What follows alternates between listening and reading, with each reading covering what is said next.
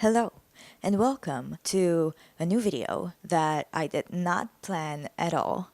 I just want to talk about the literary things that I learned about myself. Well, bookish, you could call them. What I learned that I prefer in terms of books, in terms of stories, in terms of how I like to study and stuff like that. So, yeah, I'm just going to say whatever comes into my head because I haven't written anything down. I think it's really important that well, for me, at the end of a year, for example, now I haven't done it at all. I should do it today. But what it is I like writing down how my year went, things I learned about myself and how I want the next year to be better or the same or whatever. And I think this is a good exercise for me to figure out what I learned new, if there's anything new that I learned about myself, which there is, when it comes to books. Because I've always been the type of person who is so, I guess, a little fixated. Fixated? Is that a word? You can't really shake my beliefs about myself. I don't want that. I want to be more easygoing. And I think this is a good exercise for people who want to be more chill. Turning a Monica into a Phoebe is no easy task, okay? I want to be a Phoebe, but unfortunately, I'm more of a Monica, which no hate on Monica. She is, I think, my favorite. No, she's not my favorite. She's one of my favorite characters in Friends. Whatever. Let's not talk about Friends anymore. See, I am judging myself right now for moving the conversation to Friends. And I'm judging myself again for having all of these creases in the bed. When I was a kid, I used to have periods when I would read 100 pages a day. And if I wouldn't get to those 100 pages, I would read more the next day, which is not necessarily a bad thing to, I don't know, develop some discipline in those early ages. But I think just the pressure that I put on myself back then was not right. It was not okay, and it was kind of detrimental to the way that I am now when it comes to putting pressure on myself on daily tasks. I realized in that regard that I still have to work on it. Back then, I also used to read about 100 pages a year, books 100 books a year. Now I read about 50 books a year, which is a good number for me. At least I'm okay with that, although I would want to read more. The conclusion that I've arrived to is that the books that I read, I actually want to remember how they make me feel and what they're about, which is not the case with the books that I've read back then. Now, I couldn't tell you what they're about. I could probably tell you what they're about, very broadly speaking, but I couldn't get into the nitty-gritty at all. And I would love to do that with the books that I read now. I don't know how I had the time back then. I used to go to high school, do homework, take the bus an hour a day, do this, do that. There was a lot of things that I had going on, and I still could manage to read that much. I don't know how, but see, this is another thing that I realized about myself, is that I need to be organized in order to read more. I have been reading Skipping Christmas by John Grisham for the last 3 days, and I told myself, well, I should get this book done in a day. Shouldn't take more than a day. And guess what? Now I feel bad for not finishing that book in a day. I still have half a book left. It's such a short, and really it's just a John Grisham Christmas book. It's not that crazy. So it should have been done in a day, but I didn't get it done in a day because I didn't get my priorities right. And see what I mean? I'm judging myself even now. I am very critical of the way that I read and of the way that I do things. Well, not necessarily of the way that I do things per se, but I think when it comes to reading, I'm the most critical. See, I find this kind of video so cool to do because I love talking to myself. Because I didn't write anything down, I don't have to limit myself in any way. But also, I didn't think about things before, so I might be missing a lot of other things that I would have wanted to say. And as I'm talking, I'm realizing more and more stuff that I'm learning about myself. See, another thing that I learned this year is that I love reading books about writers. Stoner has become my favorite book. And Stoner is about a university professor that loves writing. He comes from a very poor family. He goes to study agriculture and then changes his trajectory to literature. Anyways, it's a great book. I don't want to talk about it now. I don't want to get into it now, but I think you should read it. And then I also read Misery, which is also about a writer that gets kidnapped. Now, that one I didn't enjoy that much, but whenever the protagonist of the book was writing, I was there for it. I wasn't really there for the actual parts of the book that he was writing, which is to say, the excerpts from the book that he was writing. I didn't give a fuck. Honestly, I could not care less. But when Stephen King was describing the way that he felt when this guy was writing, and he told us his routine and blah, blah, blah, all that stuff, it felt great to read. Also, On Writing by Stephen King. Great book. You know why I thought it was a great book? Because it was about Stephen King's process. Well, it was part autobiography and part stuff about writing and how he writes. But it was amazing. I also read Ray Bradbury's book about writing, which I can't remember the title of. I'm gonna put it here somewhere. I also liked that, although I don't really like Ray Bradbury. See what I mean? I love books about writers and writing. Now, that is not to say I write at all, or that I'm good at writing. I write a poem here and there, but I'm very bad at prose in general. I think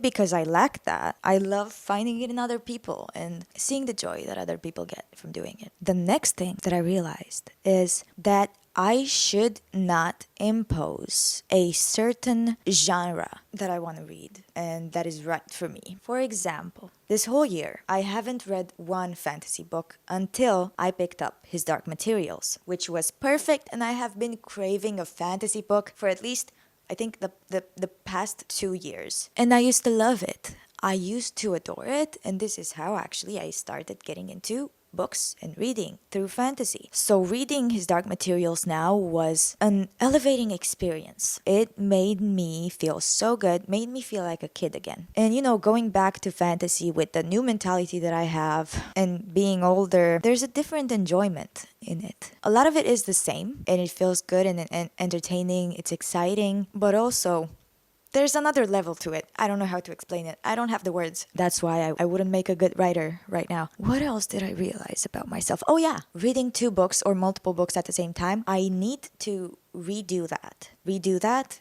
to start doing that again. Because I am very prone to getting into a reading slump if I don't like a book, and because of how much pressure I put on myself, I feel bad if I don't finish a book really fast or whatever. And I could be reading a book that I really don't like, I don't enjoy it at all, but I make myself finish it, and then I get into a reading slump. It could be avoided by reading something else at the same time that I'm enjoying more. You could also just let go of the first book completely, but maybe you want to read it for one reason or another. Maybe you have to read it for college or high school or whatever. I just learned that you shouldn't read 2 books of the same genre at the same time. My brain, what it does is combine the stories, and then it's just a really weird amalgamation after that. In my brain, the 2 stories just combine completely. I wouldn't know what to tell you about them after. Something else.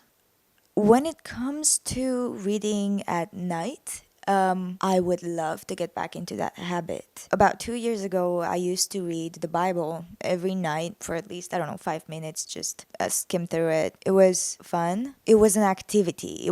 It was something to do right before falling asleep, because I'm a big believer in not using your phone or watching television right before you go to sleep. Well, it's proven by science. So because I had a book to read at all times right before bed, it was much easier for me to just know what I was gonna read. And I haven't finished the Bible. I think I've read 1% of it.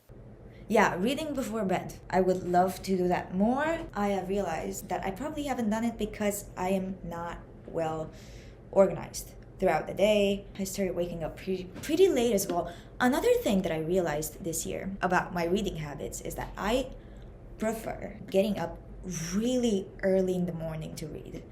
And when I say really early, I mean, those videos with getting up at 5 a.m. to read for a week. I like waking up at 5 a.m. to read because it is the time where my mind is clearest, in its purest form, not distracted. I can focus on the book, and that's it. I don't have to think about anything else other than the book. And yes, I do wake up and make a cigarette and just read, and cigarette after cigarette. Next year I want to quit. I'm holding myself accountable. The Year of Magical Thinking by Joan Didion, Stoner, The Inseparables by Simone de Beauvoir, and many other books I read in my period of waking up at 5 a.m. It was a different experience. Let me tell you that. I think right now I'm having a hard time with it because first of all, winter is here and everything is a lot more cozy and I want to stay in bed more. And second of all, because I am currently jobless. I don't have a job right now. So I don't really have an incentive to want to save time, to want to spend time in a better way while I'm at home. Because I'm at home all the time now. Yet another thing I learned about myself, I need to value my time more. And my time when it comes to books. Because I want to read as much as I can. I also learned that I'm very lazy when it comes to writing down my thoughts on the book that I'm reading. I have been keeping a reading journal for the past 5 years.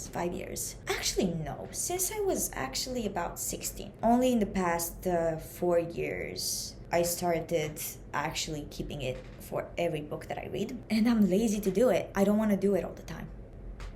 And I should try harder. I also love writing down certain quotes from the books that I read, especially if I don't have a physical copy of it and I read it on Kindle. I have also learned that I need to have some diversity when it comes to the types of books that I'm reading in a month. I don't know why I'm doing this move, but bear with me, it's a flow, it's a wave, okay? So basically what happens is that for example, 2 months ago or whatever, I read